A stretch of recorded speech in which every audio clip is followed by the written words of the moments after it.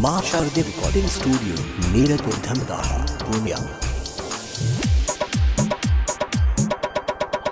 गे मौगी मन तोहर गे मौगी मन तोहर रहे न छुसुहुत खराब हमर मूड कर छी गे मौगी मन तोहर रहे न छुसुहुत खराब हमर मूड कर छी गे मौगी मन तोहर।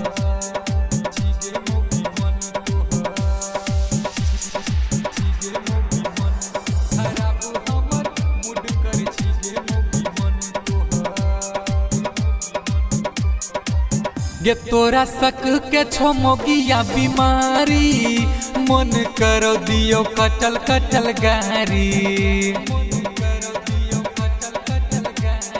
सुन तोरा सक के छो मोगिया बीमारी मन करो दियो कटल कटल गारी।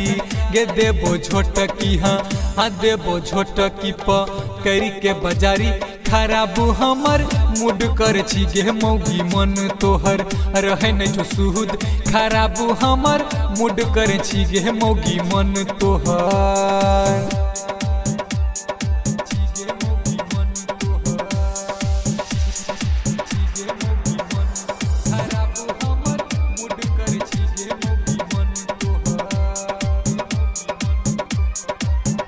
एक त बापू तोरो दिल को न दहे जागे अपन बोली पे तो राखे न पढ़े जगे।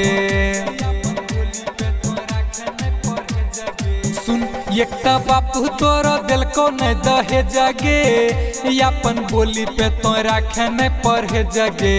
हाँ देवदयानंद गौतम कहो बागेश्वर सोनू असहतो न लीला मारी के तोरा ठीक करबो गे मौगी मन तोहर रहे न छुसुहुत खराब हमर मूड कर छी गे मौगी मन तोहर।